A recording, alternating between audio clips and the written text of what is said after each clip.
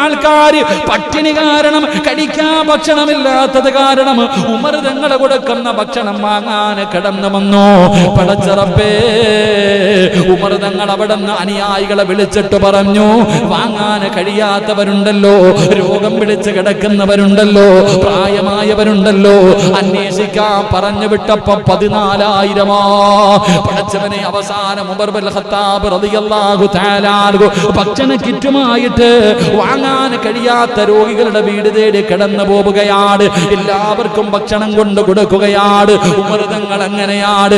രാത്രി കാലമായ ഉറക്കമില്ലല്ലോ, എഴുന്നേറ്റ് തന്റെ അനുയായികളെ തെരഞ്ഞു നടക്കുകയാണ്. രാത്രിയായാല് പടച്ചവരെ, ഉമർ തങ്ങൾ വേഷം മാറി നടക്കുകയാ.